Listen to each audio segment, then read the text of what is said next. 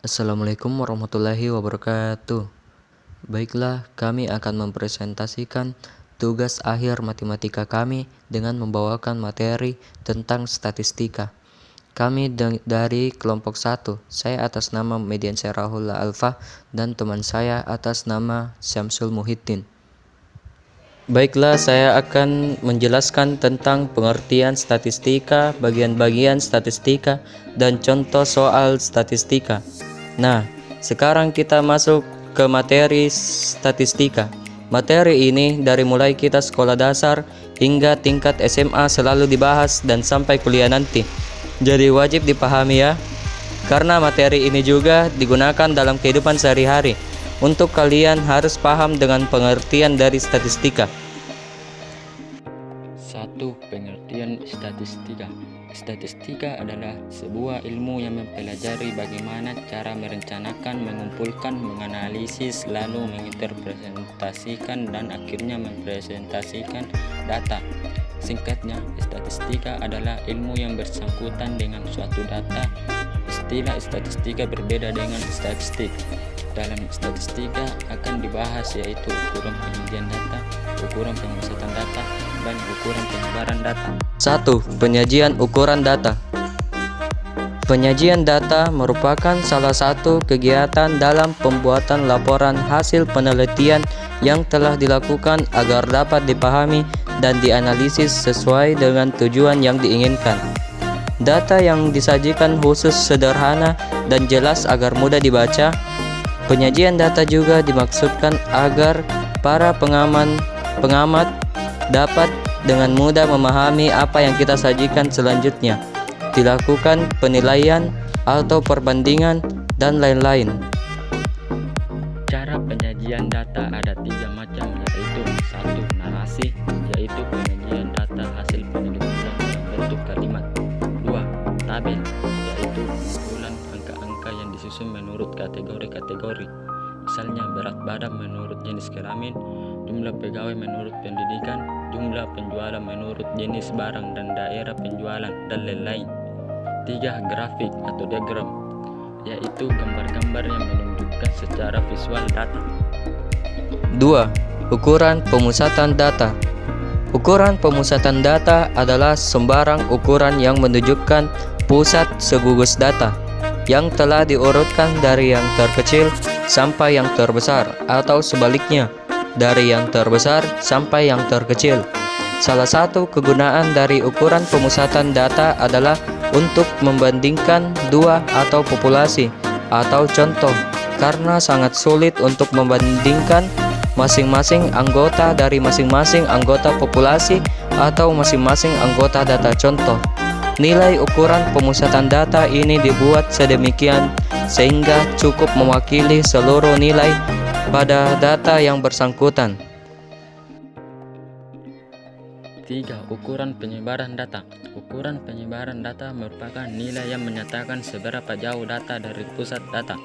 Ukuran penyebaran data terdiri dari jangkauan antar kuartil, simpangan kuartil, langkah atau simbolnya L, pagar dalam dan pagar luar, simpangan rata-rata, beragam atau variansi, dan simpangan baku atau standar deviasi. Contoh soal statistika. Perhatikan data nilai 65 orang siswa kelas 12 SMA berikut. Baik, di sini ada nilai 65 orang siswa kelas 12 SMA tersebut. Ada 30, 25, 94, 42, 50, 45, 26, 80, dan lain-lain.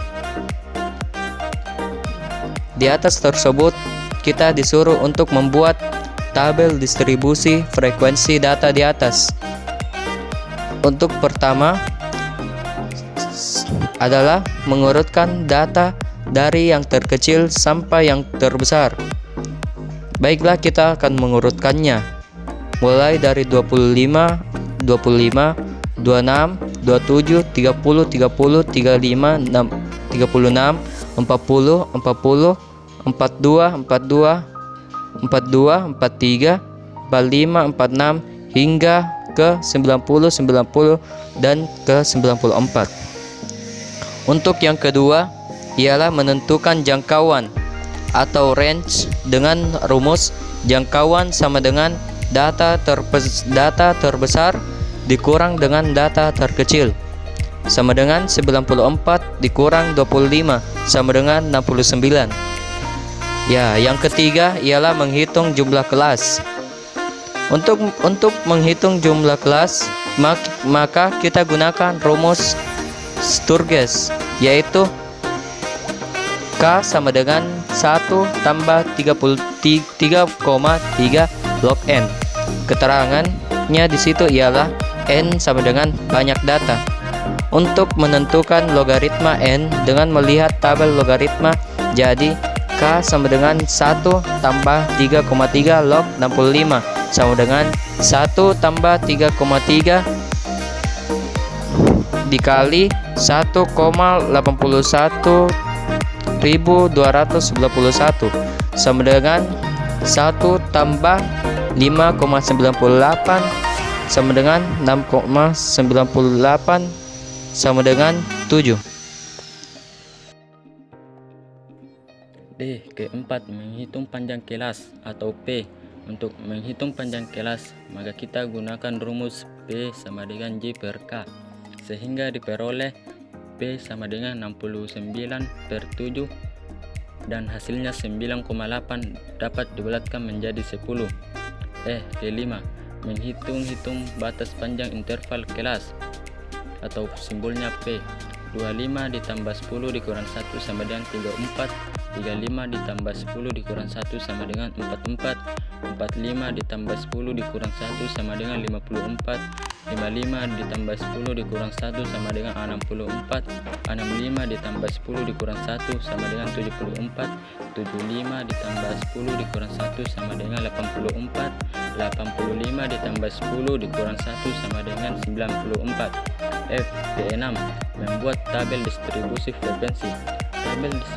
Tabel frekuensi dibuat dengan cara memindahkan hasil langkah kelima ke dalam kolom interval kelas dan isi kolom frekuensi dengan jumlah frekuensi setiap interval kelas diambil dari langkah ke-1. Sekian dari penjelasan materi tentang statistika.